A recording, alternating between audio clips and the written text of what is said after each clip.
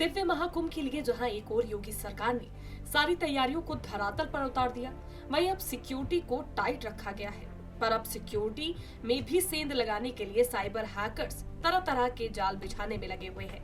महाकुंभ में देश के साथ साथ विदेश से आए लोगों को कोई परेशानी ना हो, इसके लिए कुंभ की हर एक जानकारी उनके फोन पर डिजिटल कुंभ के जरिए उपलब्ध कराई जा रही है। इसके साथ ही हर वो छोटी से छोटी जानकारी को डिजिटल माध्यम से उपलब्ध कराया जा रहा है, जिससे लोगों को महाकुंभ में आने व जाने में कोई व्यवधान न आए। वहीं इसी तर्ज में कानपुर के आईआईटी ने कोई साइबर अटैक ना हो, इसके लिए एक चक्रव्यूह तैयार किया है। कानपुर आईआईटी के सीनियर वैज्ञानिक ने डिजिटल सिक्योरिटी के माध्यम से साइबर अपराधियों के हाथों में हथकड़ी लगा दी है। बता दें कि कानपुर आईआईटी ने artificial intelligence, machine learning, internet of things के माध्यम से पूरे अस्थायी जिले की 360 डिग्री साइबर सुरक्षा की निगरानी की जिम्मेदारी सीनियर वैज्ञानिकों को सौंपी है।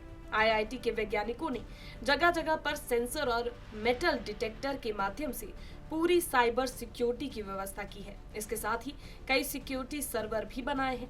लेकिन अब विशेषज्ञों को अंदेशा है कि महाकुंभ में लगे कैमरे और मोबाइल से डाटा ट्रांसफर हो रहा है, जिस पर सीनियर वैज्ञानिक लगातार नजर बनाए हुए हैं ताकि सुरक्षा व्यवस्था में कोई चूक ना हो। डिजिटल सुरक्षा में लगे आईआईटी के विशेषज्ञों का दावा है कि वो सभी साइबर हमलों से महाकुंभ को सुरक्षित रखे हुए हैं।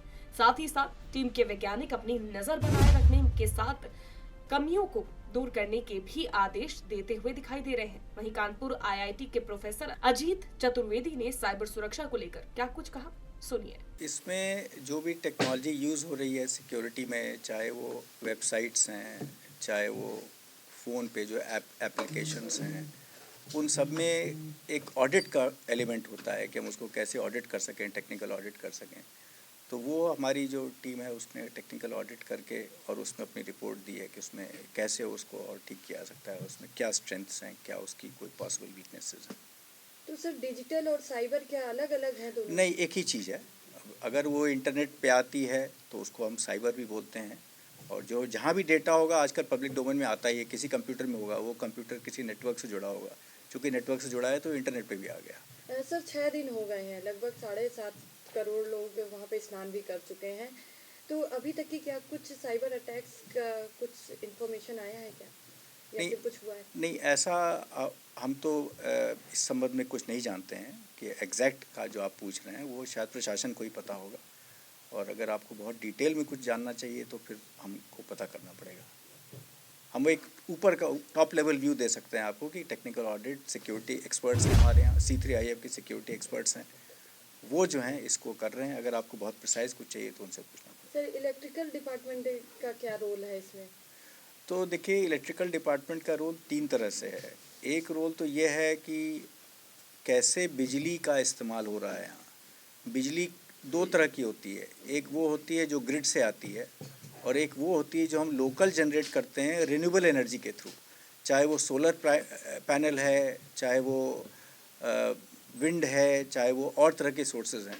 तो हम जो है उसमें एक तो हमारा ये पक्ष है कि हम उसका डेटा पूरा आंकड़ा लें और उसको हम देखें कि क्या वो बेस्ट पॉसिबल तरीके से हो रहा है या उसको और अच्छे से किया जा सकता है। दूसरी जो चीज़ है वो है कम्युनिकेशन, संचार व्यवस्था।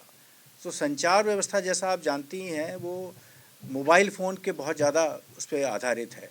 तो मोबाइल फ़ोन तो हमको दिखता है, लेकिन उसके बैक एंड में जो है बहुत कुछ है, चाहे वो ऑप्टिकल फाइबर है, चाहे वो बेस स्टेशन है, चाहे वो माइक्रो नेटवर्क है, नैनो नेटवर्क है, सेल्स हैं, और इसके अलावा वाईफाई भी है। तो उन सब चीज़ों का जो सम्मिलन होता है जिससे कि अल्टीमेट यूज़र एक्सपीरियंस हो, मेन चीज़ फोकस है यूज़र एक्सपीरियंस पे कि हमारा यूज़र एक्सपीरियंस कैसे अच्छा हो। तो उसको हम देख रहे हैं कि हम उसको जो है बेस्ट टेक्नोलॉजी का यूज़ हो रहा है जिससे यूज़र एक्सपीरियंस हो। और तीसरा है डिजिटल सिग्नल प्रोसेसिंग। तो जो 3 चीज़ थी, एक एनर्जी, कम्युनिकेशन, DSP, कि हम किस तरह से जो है जैसे CCTV कैमरा है उसकी इमेज को कैसे हम एनालाइज कर सकते हैं, या जो सिक्योरिटी या क्राउड कंट्रोल कैसे कर सकते हैं, या हम कहाँ देख सकते हैं, प्रिडिक्ट कर सकते हैं कि ओके अभी इस समय व्यवस्था ये है, 1 घंटे बाद इस जगह पे बहुत ज़्यादा क्राउड हो सकता है, ये हम एडवांस में प्रिडिक्ट कर सकते हैं।